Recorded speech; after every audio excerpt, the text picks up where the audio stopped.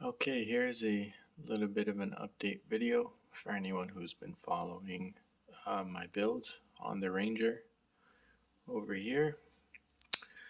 Not too much has been going on with the Ranger.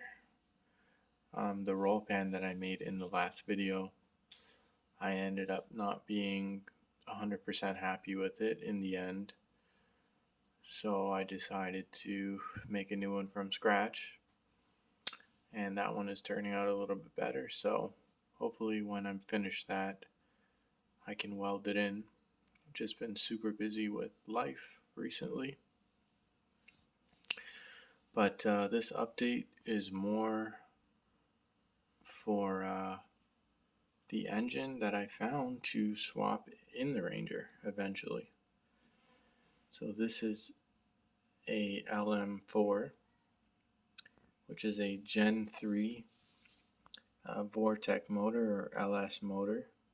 A lot of people like to say LS swap, but it's not a, I guess, genuine LS motor. But it's a 5.3 all aluminum engine.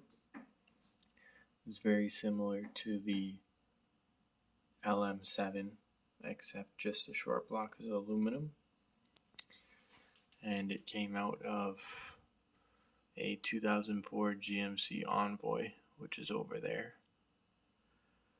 And I was looking for one of these vehicles for a really long time, but couldn't seem to find any close to me, or the price wasn't right.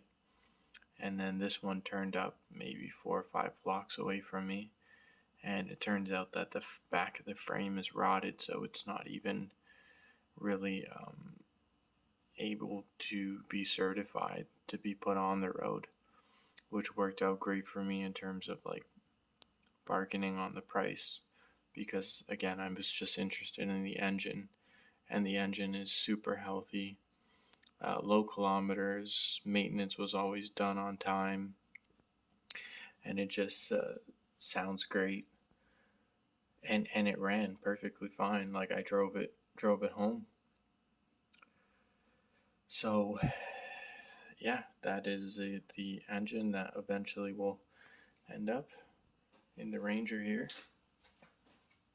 I still need to find a lot of things like transmission, obviously, and still have to swap in a rear end, an 8.8 out of an Explorer. Still have to find one of those, but I couldn't miss the chance to grab this Envoy. I bought the whole vehicle, and I'll part out whatever I can and then just scrap the rest. Hopefully I can make the majority of my money back. But if anyone can find one of these engines, it's a great alternative to the LM7. Again, it's very similar to it, except a few differences like the oil pan. The axles run through it on this car because it is four-wheel drive. So I'll probably have to swap the oil pan as well, because I don't want that big oil pan. I think the accessories are a bit different, and again, it's a lot lighter than the iron block. So it was a pain in the butt to remove this.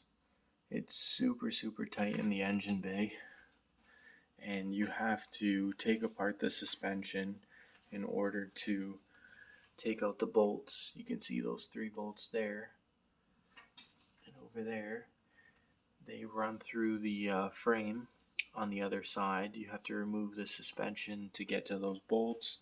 Then you also have to remove the suspension to remove the axles. And then you have to go underneath, unbolt the cross members. I took out the transfer case separately. And then both drive shafts you have to remove.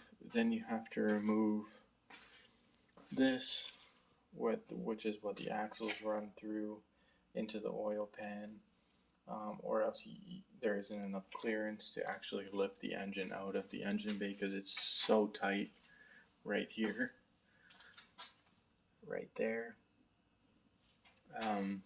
So there's a lot you have to remove. Those are the engine mounts right there, those clunky things. Those are the axles back there.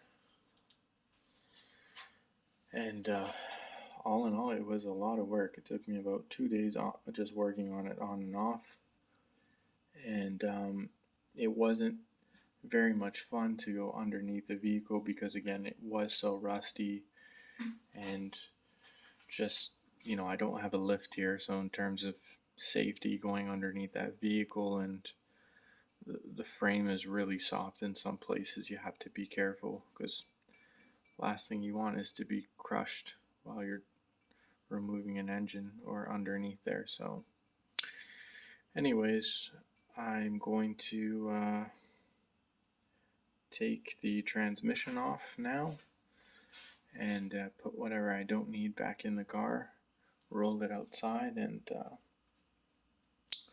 clean up a little bit more because the place is a mess. There's the radiator and just all the tools. Yeah. Anyways, just a bit of an update for anyone who's been following along.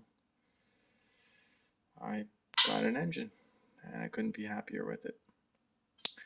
Okay, signing out.